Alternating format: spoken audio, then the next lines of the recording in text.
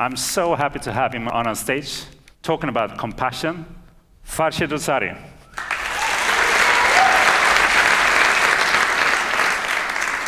Thank you. I was in the living room watching TV when the show was cut off by an emergency announcement. Everyone in the house started shutting all the lights off as if they had done it 100 times before. And before I knew it, I was out on the street where everybody was standing around and looking at the sky. And while we were standing there, someone close to me lit a cigarette, but was told by the others to put it out. And when I asked why, I was told that it was so that the pilots couldn't detect us. Now I'm pretty sure that they knew exactly where they were going to drop the bombs, but we didn't. And this is my first memory of ever feeling panic, because I knew what it meant. And as my heart was racing, everybody else looked unbothered, like it was just any other night. So there we were in the dark, waiting and hoping to see the lights go on again. And all of a sudden, there was an earth-shattering boom somewhere far away. And as happy as I was to be alive in that moment, I knew that somewhere a lot of lives just ended.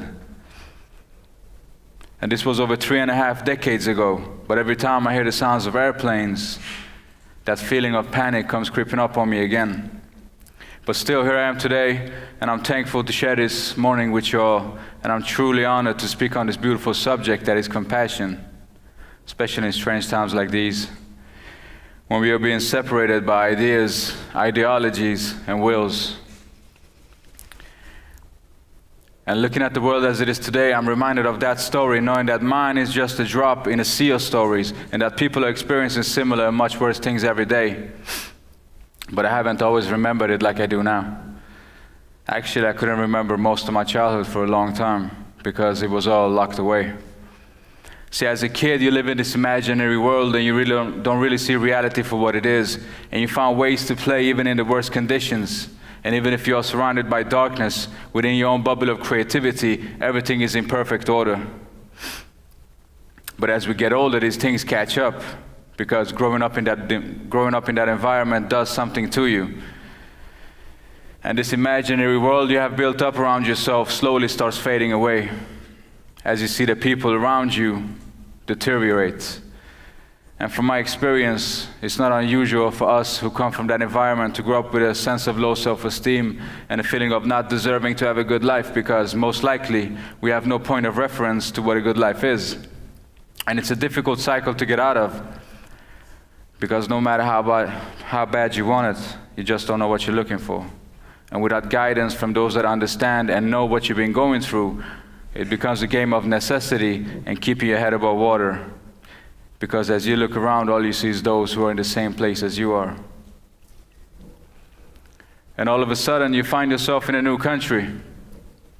And it's a strange thing to have left a country that no longer wants you to feel unwanted in a new one. And it could drive you crazy as young to see the world as this claustrophobic place where you have nowhere that you belong to. But in a way, we're all trying to find ourselves in that place where we do belong.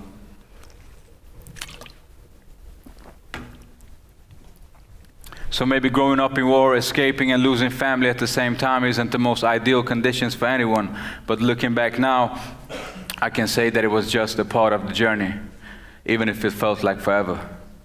And I understand that it's not about dwelling on the past or dreaming ourselves away to a potential future and a potential place where we can find potential happiness and understanding. It's about finding that place within ourselves right now, because the thing we seek is not outside of us, and therefore we have access to it all the time.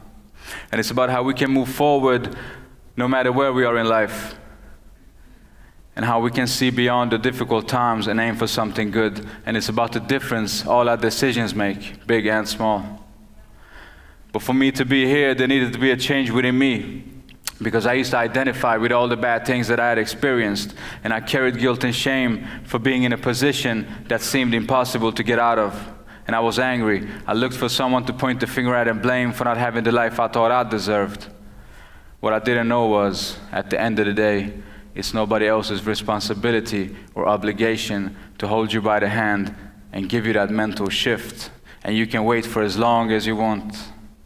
The world is going to keep turning regardless. And as time goes on, you realize that it's not what everybody else thinks about you that makes you who you are. It is what and how you think that makes you who you are. And it's the choices and decisions you make that define you. But it's easier said than done, especially when you feel like you're stuck in a hopeless dream. But I always had this feeling of not being whole and that something was missing. But no matter where I looked or what I did, I just couldn't find it. I knew it was there, but it was always out of reach. But the big change happened when I realized that I'm not who I thought I was. And it's a strange process to stop being yourself, to become yourself. There was this person I've known all my life that was traumatized, insecure, and scared. This person that was the result of all my experiences, my instilled values, and all my memories. This concept that I identified with. And there was this me, the true me, behind the concept. But the insecure me got to exist in reality, and the other me only as a potentiality.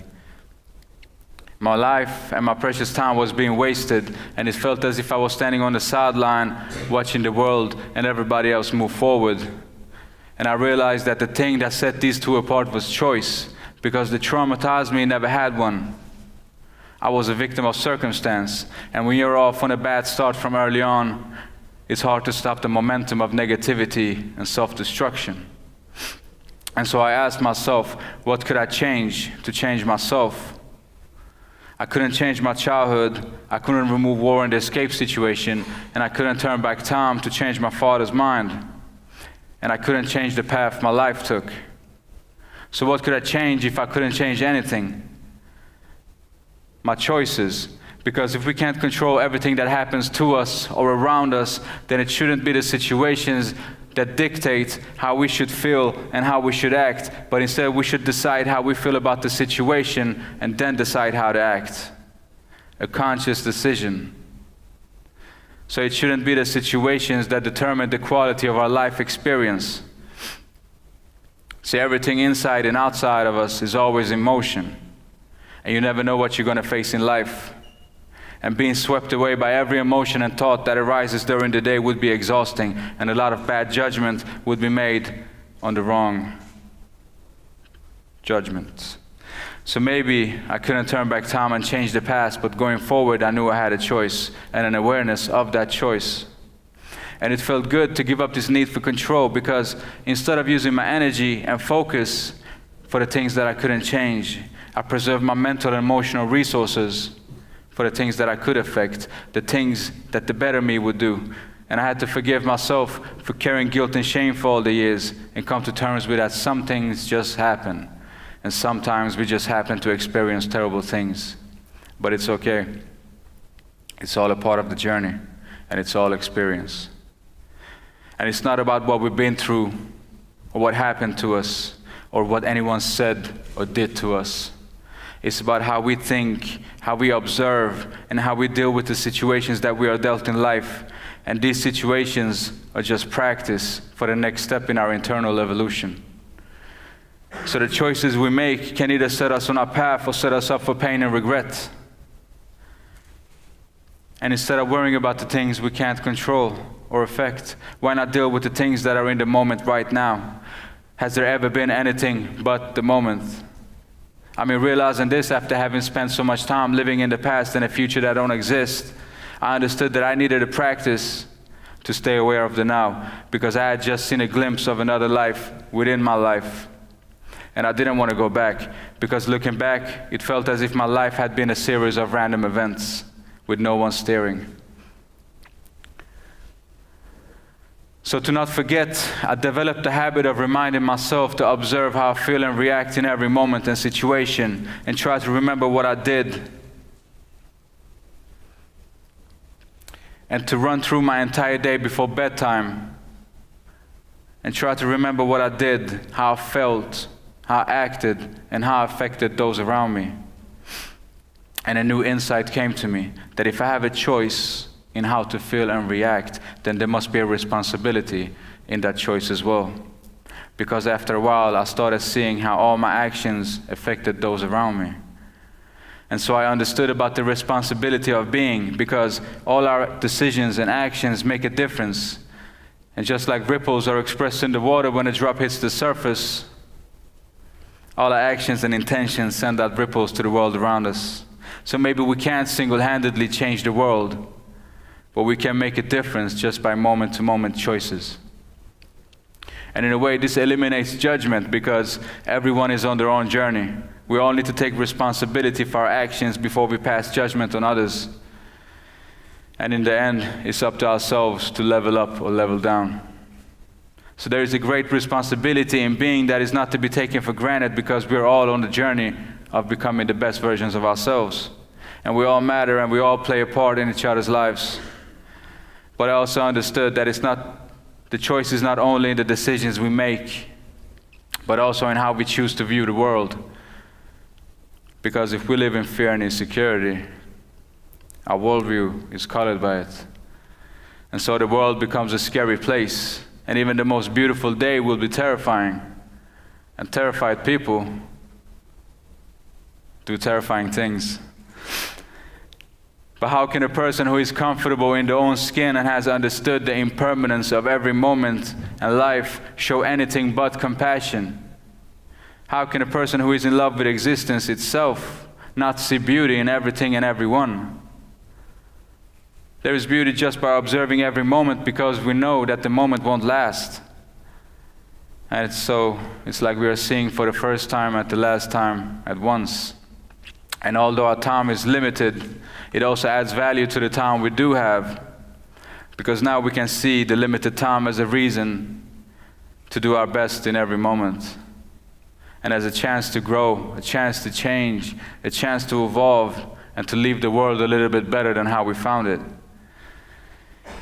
And most importantly, to live courageously without fear, because in a sense, the only thing we can lose by moving forward is the past. So I understood about the difference between seeing things as the true representation and seeing things through our filters of judgment and misconception. And I realized that this was never something I had to look for or learn to see.